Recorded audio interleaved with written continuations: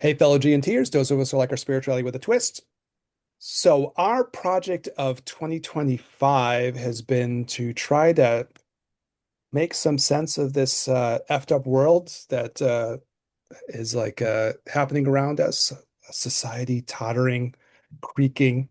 And so, we've done a lot of different episodes kind of related to that. That's been a lot of 2025 for us. We looked at especially like a lot of stuff on like cults and cult psychology and social psychology around that. And this is sort of like a follow-up of that in a way, really just trying to help ourselves and hopefully help each other kind of come to some understanding in different ways of what's going on in the world.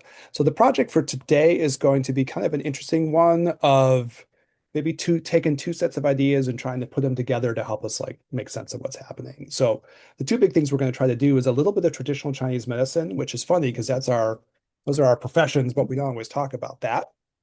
Yeah, Daniel's kind of shaking his head. So this will be a little bit different for us. We really haven't done a lot of traditional Chinese medicine No, stuff. no. So we'll do a little bit of it, right? But especially in the context of trying to use it to help understand aspects of this thing called the emotional plague, which is a phrase used by one of the really fascinating psychologists. We have talked about him a little bit here and there, Wilhelm Reich. Hmm. So we'll introduce the idea, and it might be the kind of thing that we'll have to spell it out a little bit, and it'll click as we go. And we're going to try to talk about psychology and how the mind and the body interconnect and how it undermines people's emotions and then even undermines sort of the better parts of human nature, you might say, the more virtuous parts of human nature, using a little bit of Wilhelm Reich and using a little bit of some traditional Chinese medicine to help us out with that. But before we go into the deep parts of it, it's going to be a deep episode or episodes. We might just make take us a few to get through it, right, Daniel? If you're thinking that. Definitely. Yeah, there's a lot to talk about here. But before we do any of this stuff, if you can just do the thing that everyone always asks you to do, which is to like and subscribe or send an episode to a friend and leave a review or leave a comment and do all those nice things, it definitely helps out people with the emotional plague of the algorithm, which is definitely a source of emotional plague. That's true. Hmm. Definitely a problematic thing. All right. So the first idea, I figure maybe with this, since we haven't talked about Wilhelm Reich in a while, we'll just Yeah, give yeah, like a yeah. little brief thing of who this dude Yeah, is, for right? sure. So he was a protege of Sigmund Freud, kind of in this group of like kind of great psychologists that all seem to explode out of like this one spot. It's kind of amazing how that happens, you know? I Hmm. sometimes think about that. It's almost like some interesting karma or something. A bunch of people who all have an interest in something all explode out of a place, right? Happens in music or happens in art, happens in something like this. You know, all of a sudden, all these people come popping out. So he was a protege of Freud's, and there's a number of like interesting things that he did that we can kind of like factor into what we're looking at from like a Chinese medical point of view too. He definitely put the emphasis on understanding people's personality or what he called like character analysis. So it was a little bit different. I think a lot of times there's conversations about like trauma and childhood trauma as a thing. Obviously, people are really fascinated by that clinically now. Do you think that's true, Daniel? I think that's true. Yeah, I would say, I mean, it's increasingly I don't want to call it popular because it's probably not like it's not popular like everyone's like, woo, oh yeah, cool, Yeah, childhood trauma. No, yeah, but I think in terms of awareness and therapy, we'll just put it this way, therapy is more popular now than it's ever been before. I remember growing up and even now, really, therapy, it's like therapy. mm, The fuck? I mean, they're not yeah, helping me. I don't need to go to therapy. That's just for the birds, you know? yeah, But I think as society has sort of opened up a little bit in terms of talking about mental health and just wellness in general being at the forefront, really, I mean, you know, um, that therapy is now not frowned upon, really. You yeah, might yeah. have some resistance to people wanting to go, but individually, but I think on the overall therapy is okay. And so because of that, once you get in there, then they're going to go back to your childhood, you know? So Start poking around for the traumas. yeah, exactly. Start poking around. Yeah, So because of that, and because people know that, now the childhood trauma is given much more credence than it ever used to be. Much more credence than it ever used to be. And I don't want to like undermine that in any way. I think those things are important. The thing that Hmm. Reich did that's interesting is he said, well, we can go back and we look at people's childhood traumas and try to tease those apart. But another thing you can really do is look at how the person's personality, or I'm going to use that word character, is functioning in the now. We sort of Hmm. know that's coming out of these Hmm. previous experiences building up, but let's focus on the personality of the person like in the immediate. So that's one of his big switches, right? As opposed to digging down in the past, you know? Now the thing that like makes that interesting, I think, for what we're talking about here is he also saw that as being once he started talking about character and character analysis or like taking apart, sometimes he would use this phrase like character armor. Okay. People have all this armoring Armor. built up Yeah. Yeah. around them from like the different experiences that have kind of made Yeah. who they are in a Yeah. weird way. Yeah. But because a lot of that stuff is sort of defensive, you end up with this armoring around you. So he said, well, let's try to take that apart. We can do that by, again, considering people's past, but let's focus on like taking apart the personality and the armoring in the present. And Hmm. then the thing that he did in addition to that was he said, well, that we can also see that not only in the psychology of the person, but we can also see it in their body. Yeah. And so he said there's like two sides to this then, you know. I guess the popular book now is like The Body Keeps the Score, Body but keeps the score. Yeah. this is probably like the original Body Keeps the Score in the sense of like those events are like built up not only as psychological things, but because the mind and the body are like two sides of a coin, you might say, right? You can see it on either side of that in the body and also in the mind of the person. And that's really innovative, like one of the cool things that he did to make that at the forefront, right? Yeah. Which I think you and I agree with. That's an interesting approach to take for sure, right? Yeah, I mean that we've done episodes on this previously, but in the short run, that's somatization, right? Yeah. The I don't know if I could say I don't want to be totally mind driven, but we could say it's the body's ability to store stressors such that it can protect the mind. Yeah. And it's an interesting idea to say that's a mirror or something, right? Like the all those little blocks inside of the person psychologically are going to be mirrored inside as like blocks within the body itself or things like that. It's a good position to take. It makes a lot of sense on some Yeah. level. And, Yeah. and additionally, you could also say, we could call it a positive too, and say that this is adaptation, Hmm. meaning you are prioritizing survival in the long run and you make short-term exchanges. So instead of me having anxiety in my mind causing me to make erratic decisions and that might jeopardize my standing in the community or my ability to make money and support myself, my family, whatever, I can maybe have some pain somewhere else to compensate for that kind of a thing. And Yeah. that is a far more manageable thing to deal with than something that I can't escape if I, believe it to be quote unquote just in my head, you know? Yeah. But there's one of the people in our like Chinese medical field, the Dr. Leon Hammer, who I'm kind of deep into in different ways. And he said, like, well, it's kind of adaptive in the moment, but it's not adaptive in the long run or something. Hmm. So however way you frame that, right? Hmm. So, okay, I might need to do these sort of short-term compensatory things, right? Yep. Yep. So I think Reich's idea is that when this really gets all funky, then you end up with a person that's sort of a hodgepodge of all these things, and then they don't function as well, right? Right. Right. Yeah. They carry all that weight with them. It's like you're kind of armored down by all like you're like all of a sudden you got this whole sheath of armor around you and you're trying to trot around with it, and it's just like cumbersome, right? Yeah. Yeah. Weighs you down. Okay, so the thing that we're trying to get to in this to understand what's happening maybe in the bigger world around us, and this is an interesting project. I kind of had the inspiration for it over my retreat, and I bounced off of Daniel, and he was like, I figured Daniel would be into this, so we're going to try to keep going with this to kind of tease this apart. So part of what he says, going back to Reich with this idea, is that these can be kind of personal things that can build up in people. But some of this stuff is beyond the personal. Some of this stuff is what you might call more like social toxicity, which gets us to try to understand the moment now.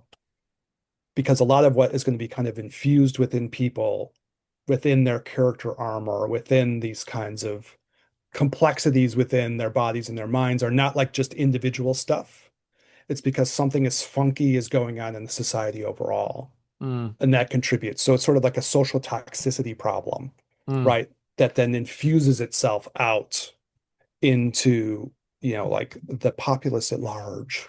And all of a sudden you get a lot of these character armor, like ticks in people, these character armor problems that are also like entwined with like physical issues too. And they're not just an individual thing anymore. They're like kind Well, of, again, what's sociocultural. what would you say is an example of this? Well, we're going to be doing tons of them. Okay.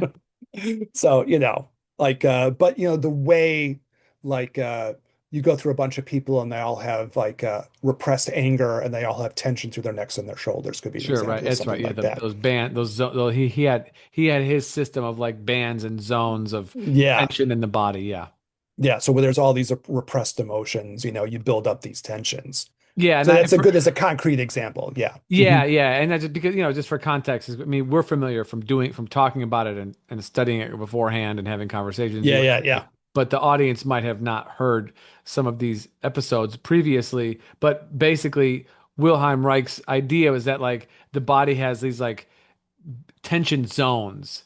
Hmm. So stuff throughout the neck, stuff throughout the chest, stuff throughout the abdomen, stuff throughout the hips, and they represent different sort of, I don't know, psycho-emotional afflictions.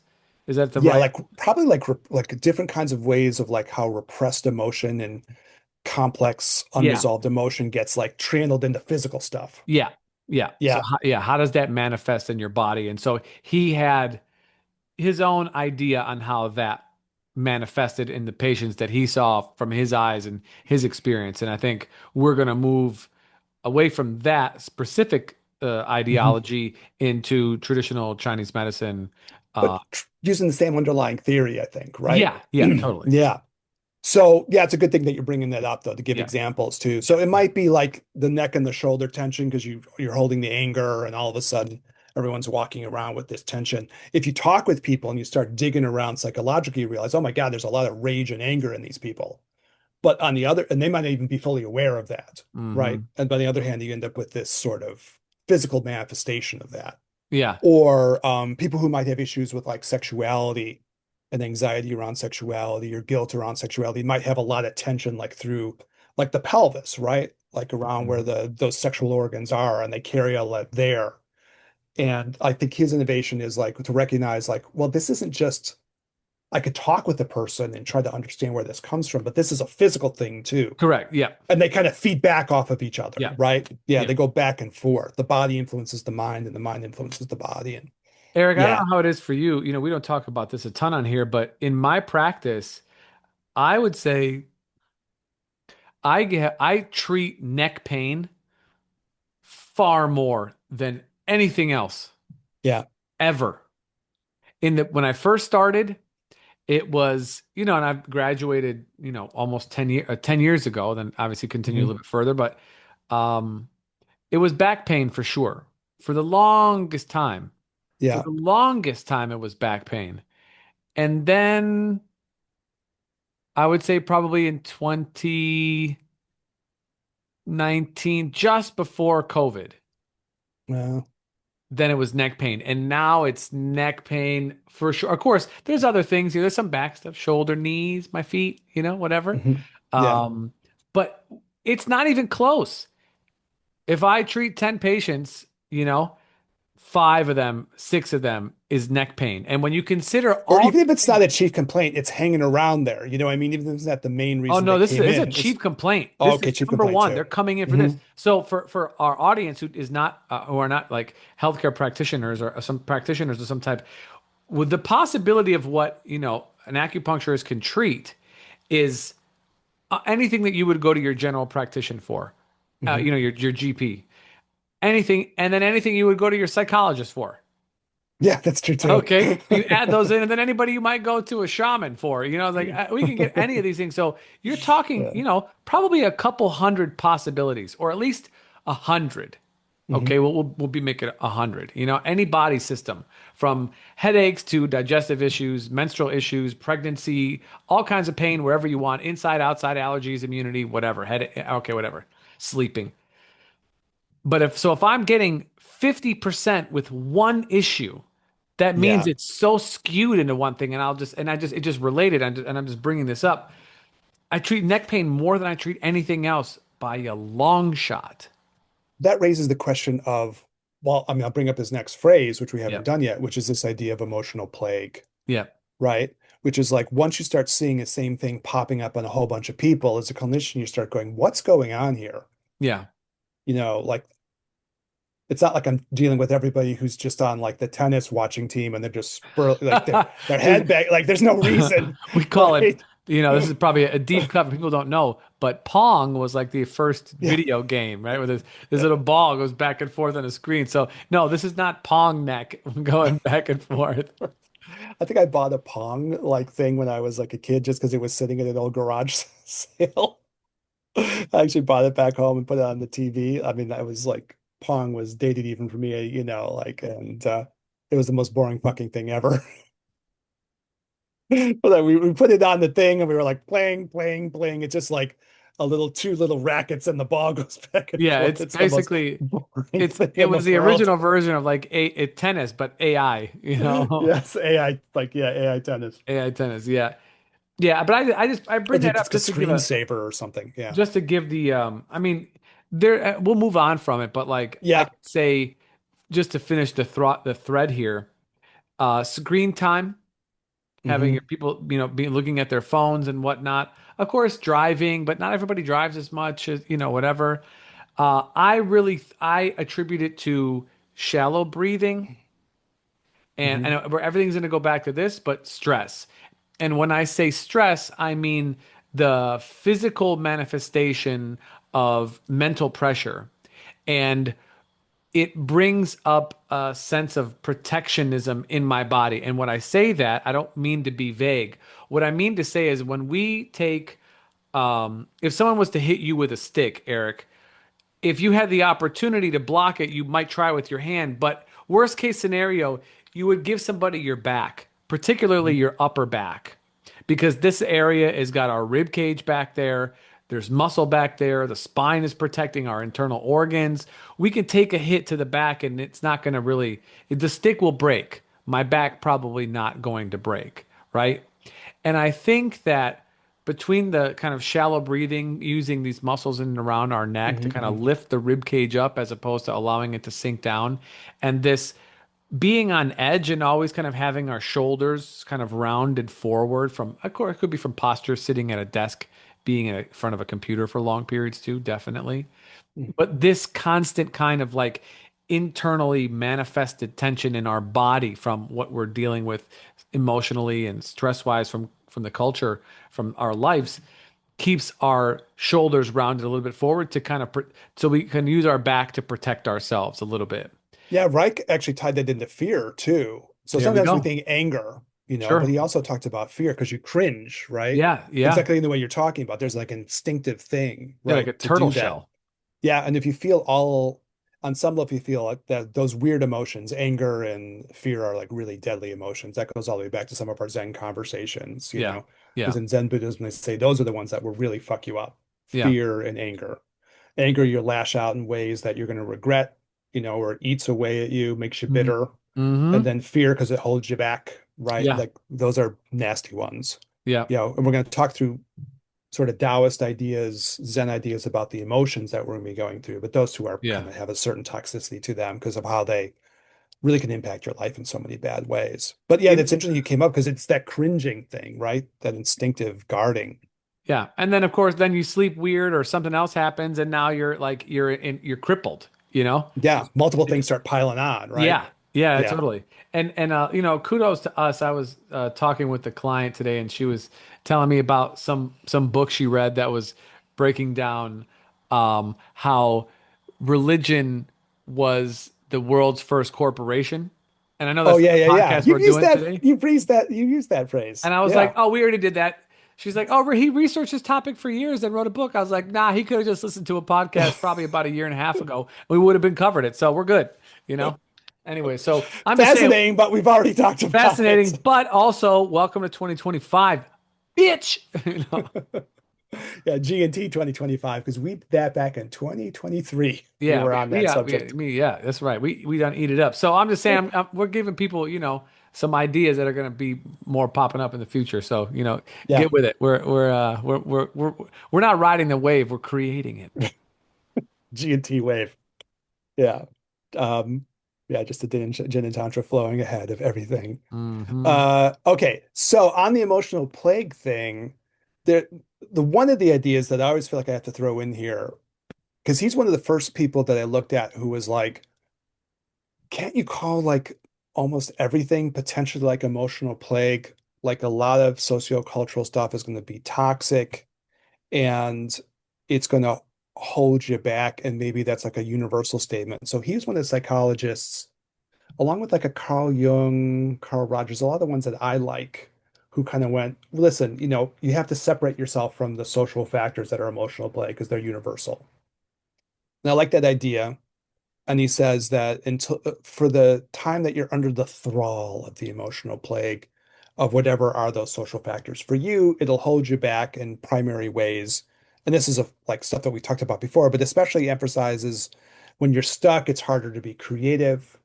When you're stuck, it's harder to like fully be open and loving with other people because you're stuck. You can't fully express those things. Hmm. And then the way it's harder to fully enjoy life, it cuts your ability to participate in pleasure.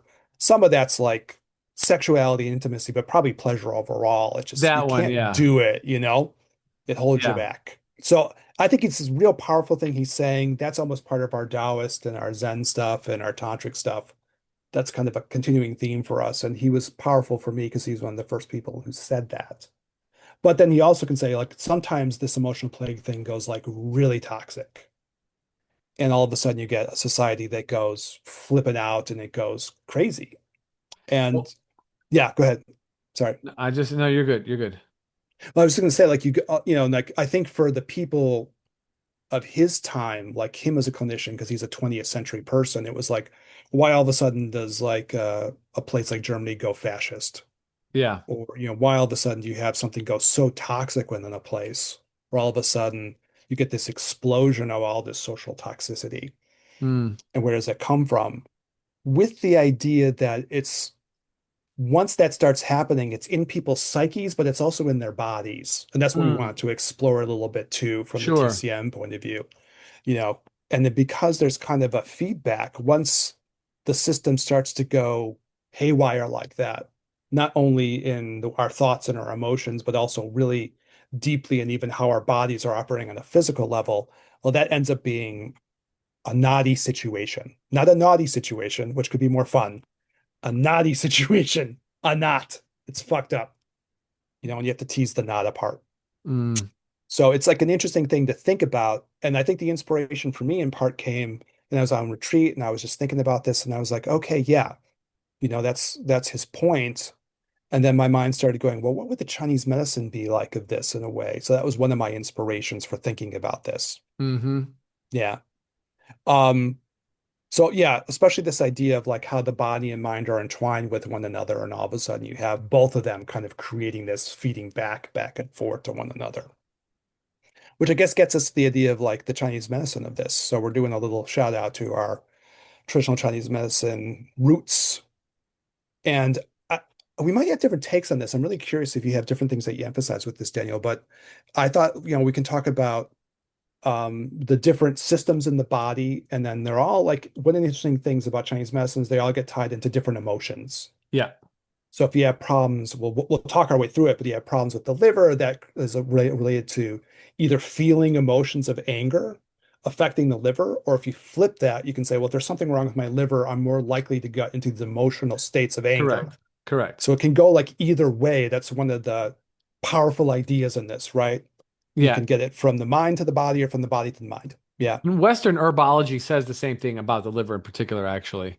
Oh, that's interesting. Okay, I don't know as much Hmm. of the Western I herbalism. don't know a Hey, ton of it, but I have a friend of mine who definitely Western herbology, very deep mhm, into it, does a lot of work with, raw foods, vegetables, fruits, juices, juicing, fasting, cleanses, things like this. mhm. And they talk a lot about like metal, heavy metals in the body, and particularly being weighing on the liver Yeah, yeah. and that causing issues with, outbursts of anger and irritability, frustration, things like this stuff that we would consider in TCM to be very classic sort of liver pathologies. Which gets into like the like it's a side point I don't want to go too tangent off on it, but like there's all this accumulated wisdom that human beings have had, and like it's good to like hold on to that, whether it's a Western herbalism thing or like the thousands of years of like Chinese medical culture that we explore. There's so much value there, right? So that's what we're trying to share in some ways too, right? You start tapping into this stuff, it's powerful medically, but it also can start changing the way you think about the world. Hmm. Yeah.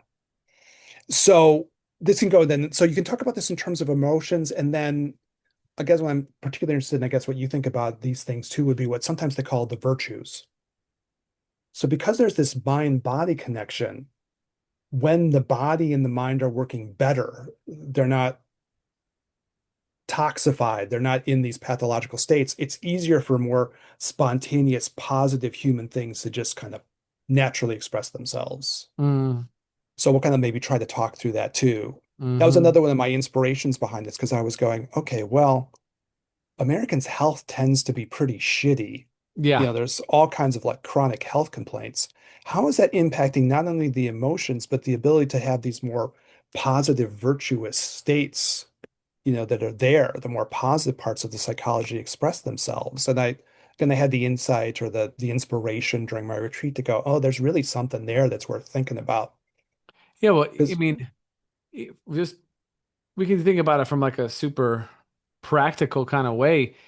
If people aren't feeling good, just in general, the amount of energy you're going to have to be giving probably not going to be as high, right? The amount of time that you're going to have, or the amount of energy you're going to have to express joy or express, to put yourself in a community setting is not going to be as high either because you're just not feeling great. You're not feeling good. And I know maybe in the moment it sounds like I'm talking about if you're sick, like you have an illness, you have the flu or cold or COVID or something like this, But I think that people generally walk around not feeling great, full stop.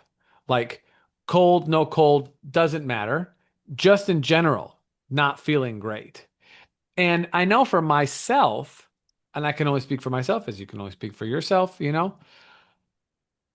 that's not me.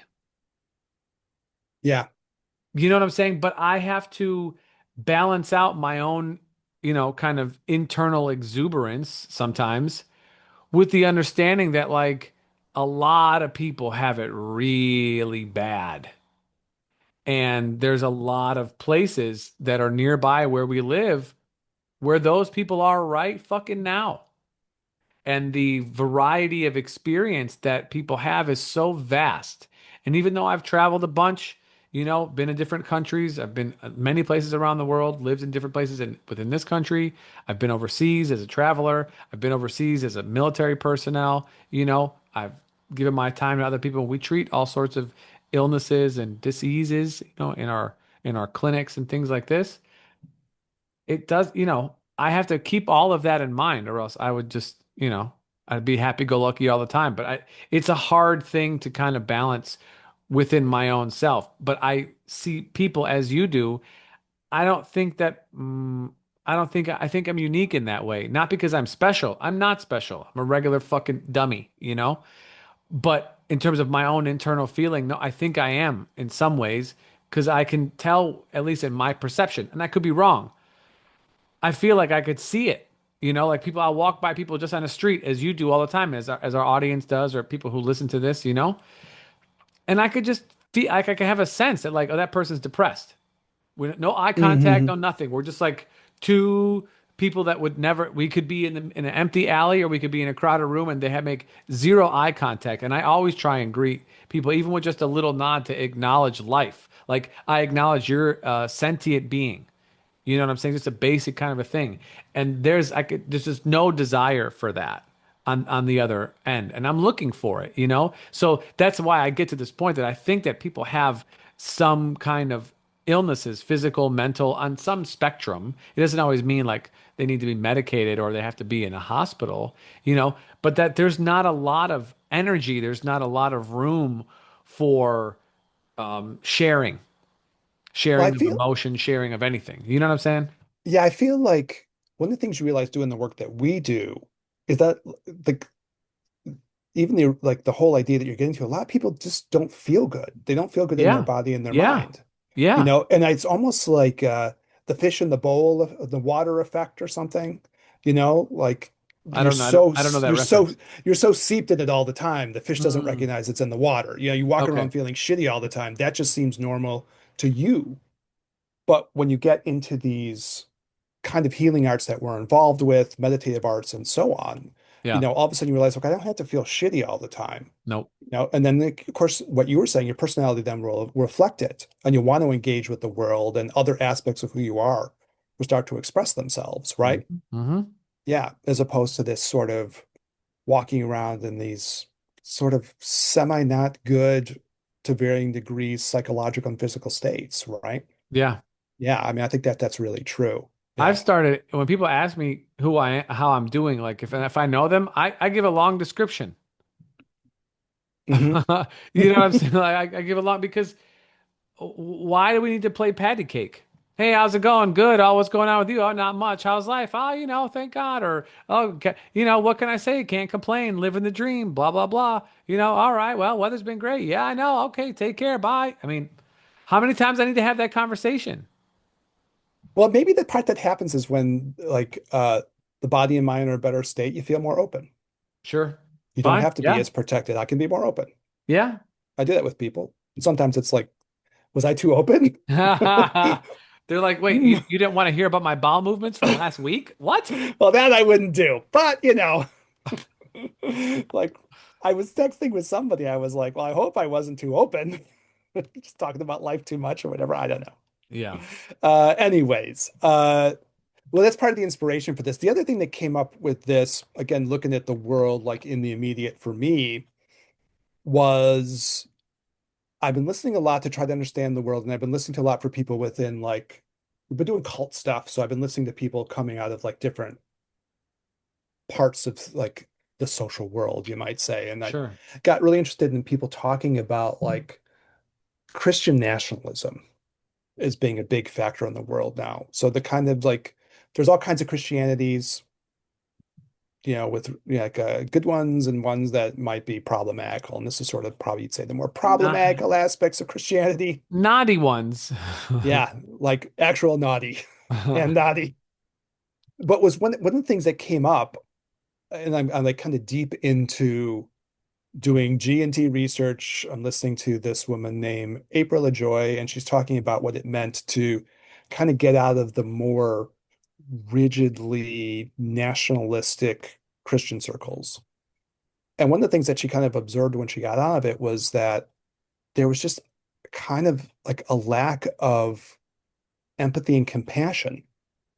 And if you haven't heard this before, she's saying like within that subculture, they'll sometimes use this phrase of like toxic empathy and toxic compassion. And she was saying that, at some point in her life that would have, I guess those phrases would have made sense to her, but now that she's out of that mindset, she was basically saying, yeah, for some reason there's just this empathy and compassion gap going on where people are having a real hard time empathizing and feeling compassion for others.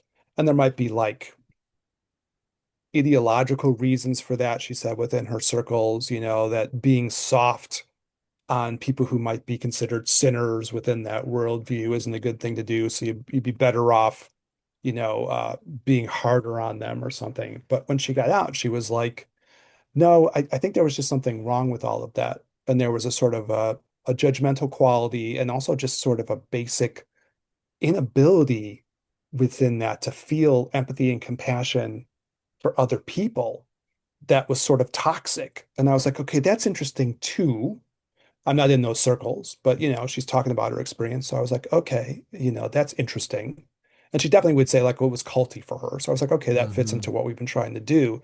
And I thought, okay. And I heard that from multiple people. It's not just the one person. A number of these people I've been trying to listen to go like, well, what's in the minds of people within this group so I can understand them better, Yeah.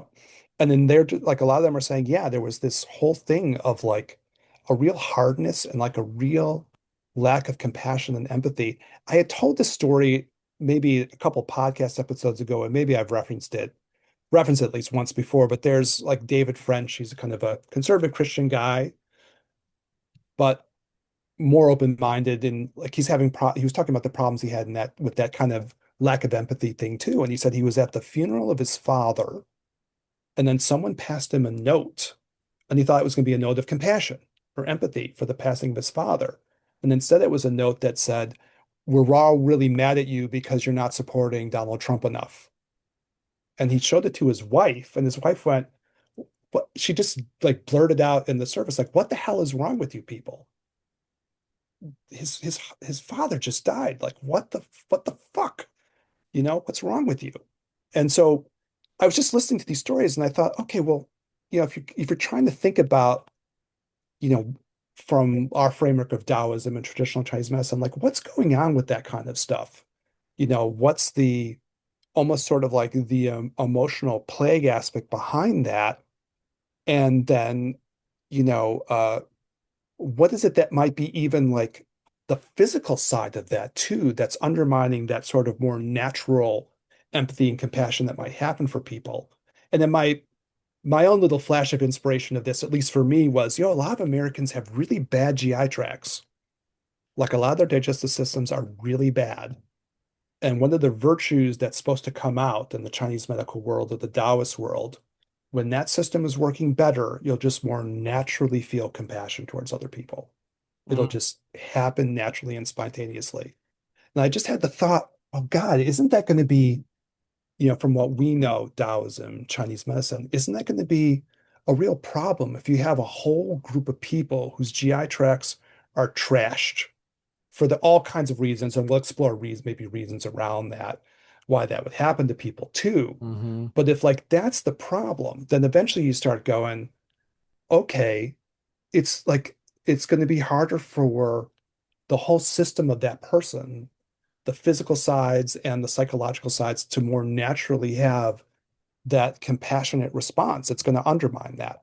mm, So that was sort of my inspiration coming out of a little bit my retreat experience with this and really thinking about this. I thought, yeah, from a Chinese medical point of view, if these systems aren't working as well as they should, Taoist and Chinese medical thought, then those emotional states will just be harder to get into, and they won't naturally occur, even in those situations when you think that that might be the natural thing to happen. And then mm, you're thinking, well, maybe that's part of what's undermining what's happening with people too. You know, a kind of a version of Wilhelm Reich's emotional plague, but like where the physical is even having its impact too, and hmm undermining people's ability to like more naturally get into what might be those more, again, they use the word virtues for this, but those more mental, emotional states that are just more positive, Right. So that was my inspiration for it. Yeah. And so I had the idea of like, okay, let's try to talk that through and see what we think as we go through it. Yeah. Yeah. No, it makes sense.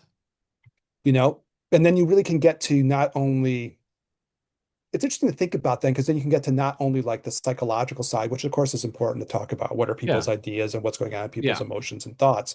But you can also go like, okay, if you're like, man, if you really get like a whole group of people who are, again, physically unhealthy, you're going to get a lot of toxic emotions out of that Chinese medical Taoist thought. And you're also going to have a much harder time getting into those more positive psychological states.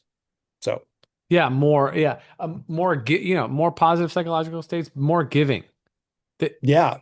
the Mhm. issue really is in giving. And if you don't feel like you have enough, then what are you going to give? Which, I mean, listen, we don't ask poor people for money, Mhm. you know? You shouldn't. They don't have it. They don't have it to give. So, if you have a friend who's depressed, you're probably not going to ask them to help you move. They don't have the energy to give you, to lend you, to do that with. But to your point, like when you are feeling better, when you do have more resources, I hate to use the word, but when you are feeling more abundant, that there is enough, then it's easier to give. But I think giving in itself is a challenge. It's hard because humans by nature are selfish. We want to hold on. We have that vulnerability in us to go that way, For right? sure, for sure. Mhm. As and in today's world, I mean, capitalism itself is a virus. It has to consume in order to be continuing itself, in order to be propagating itself, you know? And while, yeah, many things have come good have come of it, it's also this like unending eating amoeba. There's no end to it. So people feel that pressure, I think, as we, society sort of evolves and whatnot to like constantly be producing in order to be constantly receiving money actually specifically at this time I'm referencing, and that it's hard to imagine for many people to have extra time, extra energy, extra finances to give. And so, and I understand it, but that's always a challenge. How can I give more? Where can I be challenged in my giving? If I don't feel it, does it count? And our friend Pete talked about this when he was on the podcast, a couple years ago. He's like, these rich people, CEOs, corporations, or whatever, they may make a donation. You say, wow, they gave $100,000 to this thing. My God, how generous. It's like, dude, that dude's worth $1 billion. That Yeah. is, that's nothing for him. That's a rounding error. That is, he's going to write that off on his taxes. It's not, it doesn't, it almost doesn't count. Yeah, I mean, the benefits will be felt for sure, but he didn't feel it. What would be beneficial for that person actually, if they really want to feel it, would to be give their time because their time is way more valuable than that money. I mean, for themselves, that money might be valuable for other people, but for themselves, where they would feel it was instead of giving 100,000, maybe give like 10 million. Well, Give in like the 10%. Kabbalistic world, you're supposed to give 10% of what you have, right? Tithing in the Mm. Christian tradition Yeah, is 10 or tithing. Yeah. 15%. It's the Same thing. tithing idea. Yeah. Same thing in the Islamic tradition, 10%, giving alms. So that's where you feel it. So for people who make 60,000, technically by the rules, you're supposed to give six pre-tax, by the way, not Yeah. post-tax. You know what I'm saying? So Yeah. it's yeah, you have to feel it. So it's always a challenge. I don't know how it is for you, Eric, but anytime that I feel like I am hesitant to give somebody something, I definitely give it to them. Oh, yeah, for sure. Yeah. So the thing that I hear in what you're saying, though, I think the capitalism thing is there. I think from a Reichian perspective or whatever, you would say, okay, there's definitely like an emotional plague quality within that because it can create all kinds of toxic mind states. Yeah. Um, and then I think you talked about a part where if you just don't feel good, and there's maybe multiple ways of not feeling good. Yes. If you get to the like maybe the Chinese medicine Taoist aspect of this, you could frame it as if I don't feel like I have enough energy, if I don't feel like I have enough chi, if I don't feel like I have enough blood, then there's almost some like instinctive thing of like I can't give, Correct. right? I don't have the resources to I don't have the give. resources. I Exactly. feel the Chinese medical world usually uses deficient. I don't have it Yeah. to give away because I'm lacking in myself, Correct. right? So like I buy all of that kind of stuff. I think what intrigued me about this was certainly psychologically and like if we go back to our tantric Buddhist part of what we're channeling through here, there's a whole thing of like one of the perfections, one of the virtues that you have to cultivate is like generosity, Yes. right?